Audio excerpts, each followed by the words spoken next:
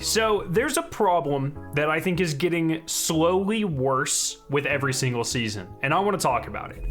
I think crafting is slowly killing Destiny 2, or at least my enjoyment and a lot of hardcore players' enjoyment of Destiny 2. And I know a lot of people are going to hear that and freak the hell out because I've already seen it all over Twitter. And so please, for the love of everything, watch this entire video before you comment anything in the comments, please. Or else I'm just gonna respond with a timestamp to where I address whatever you say. A couple other things. Destiny is not my job. I'm a PhD chemist. I'm a research chemist during the day. I do not play Destiny for the income. I like grinding. Am I addicted? I don't think so, but I just love Destiny. And I love looter shooters in general. And one of the things that I love the most about looter shooters is the grind. I don't really know what it is, but those menial grinds to get that end reward have always been really satisfying to me. And that's why I'm like a triumph gamer. I get every title, I get every triumph, even the really annoying ones, because when you finish them, it's just such a like dopamine rush. And I really do like that. And the same thing can be said for farming god rolls. But in the last 2 years of Destiny, we have seen less and less need to farm god rolls from actual activities. And I would say really the last time that I think there was a huge emphasis on farming weapons would be the 30th anniversary event. Ever since the launch of Witch Queen, most of the best weapons can just be crafted. And I think that is really hurting a lot of the looting experience in Destiny, and I want to talk about it. So I guess like some of the best examples I can think of are those old reaction videos to people dropping or getting weapons to drop. They're some of the most popular videos on my channel. There have been entire YouTubers that have made careers off of collecting these clips and showing them off to the community. People love to see people get excited, and people get really excited when they've been chasing a weapon for a long time and they finally get that roll that they want to drop. It's a very exciting moment. I mean, you know, the Paul Tassi, like other half sword, like meme, you know what I mean? Like people love that stuff. With crafting, that doesn't really exist. I've never seen anyone get really pumped because they got their third red border. You know what I mean? Like, sure, it's like, okay, it's kind of checklisty. It's like, yeah, I need to get this. I got it, cool, now I'll never run that activity again. And I feel like that hurts a lot of activities in the game, and we're going to talk about that here later in the video, specifically which activities are hurt the worst by that. But I want to keep on going here with, I think the main problem with crafting is that so many of the weapons that you can craft are the best in slot. And I don't think that should ever be the case. I am perfectly fine with crafting existing in Destiny. But personally, I think craftable weapons that are relatively easy to attain, should be a 7 or an 8 out of 10 max in terms of like effectiveness or best in slotness, whatever metric you want to use. I don't think the easiest weapons to get, or some of the easiest weapons to get, should ever be the best.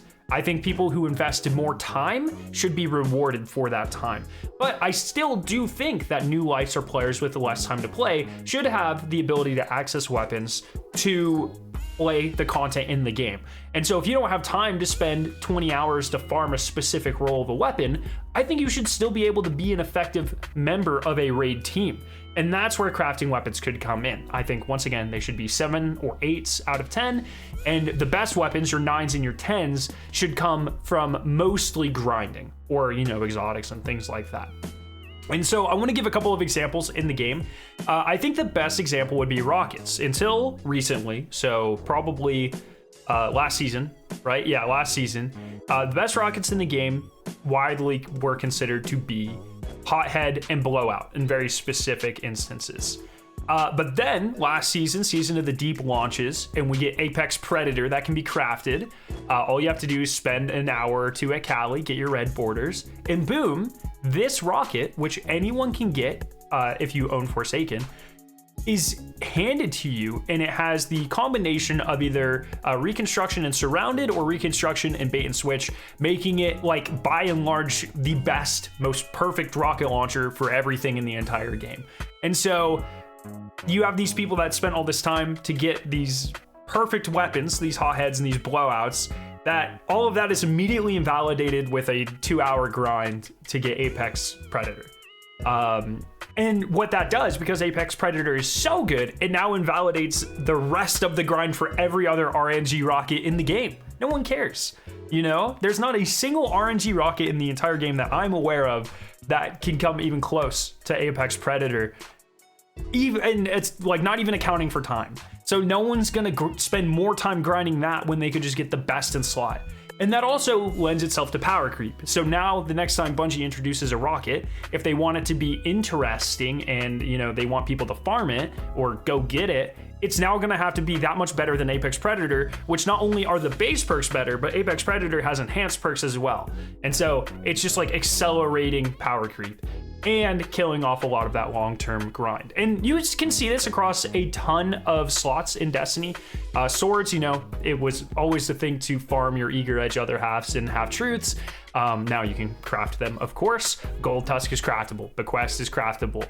Lament is an exotic. So all just kind of handed to you. I mean, there's still a time investment, right? But it's much less than something like usually it would take you to farm an actual like weapon that drops with RNG. Fusion rifle, you have iterative loop, Techian force, your best linear fusion rifles, you have cataclysmic, you have Typin, you have Briars. Storm Chasers is still kind of holding on, but you know, doesn't get adept perks or enhanced perks. SMGs, iClose, Might a mini tool. And so you can see like every season, every time we get like a launch of more crafted weapons, you have more and more of these slots that are best in class as a crafted weapon, best in class as a crafted weapon, and it's slowly killing a lot of that grind in Destiny. And I'm just not really a fan of that personally. So the solutions, I think, are, once again, I think crafted weapons should never be best in slot. They should be very usable for end game content. You know, maybe you can't one phase, but you can two phase type of things, where you are still a very actively contributing member of your fire team if the best thing you have are crafted weapons. 7 or 8 out of 10, I think, is perfect for them. And then if you want to get these really, you know, awesome god rolls, you spend time farming things like Trials, which Trials does a great job right now. It still has a lot of really fun weapons. The GL from last week was really great. The Exalted Truths, the Igneous Hammer.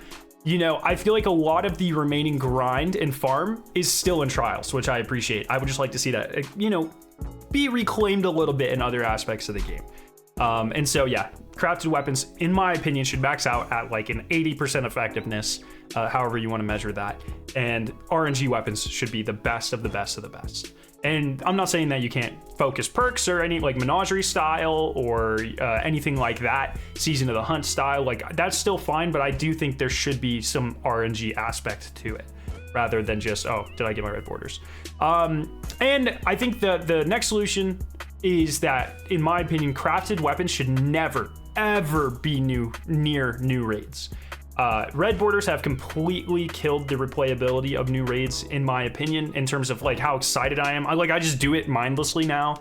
I never look at my loot. Regular weapon, white border, don't care, delete. Red border weapon, don't care, delete. I get the pattern. Adept weapon, there's a little more reason to care for like 2 or 3 guns, but most of the time, don't care, delete. They're not that good because everything else in that slot is better anyways because you can craft them and just get them for free. And so, in my opinion, anytime a new raid launches, the Final Shape raid, if we get Wrath back in a year, there should not be any craftable weapons, at least for the kind of short term. I think when you first enter those raids, a lot of that hype should be around RNG weapons and replayability of the raids. Now, if they want to use red borders to get people excited or into old raids, like I really like what they've been doing with Deep Stone and Last Wish, where they, you know, gave them red borders. You have to go in there and you have to actually farm them. I think that's awesome. I hope they keep doing that with Garden and Vault of Glass eventually. But I just hope those weapons don't become best in slot. You know what I mean? I think it's really cool to get people excited to go back and chase new rolls of old loot and get people interacting with these raids again.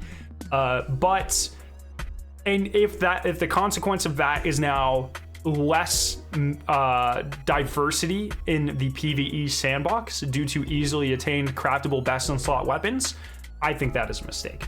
So those are all of my opinions. I'm interested to see what you all think down below. Let me know. I'm very interested to have a conversation. I hope you guys did enjoy this video. If you did, make sure to leave a like rating and share it with your friends, and have a fantastic day.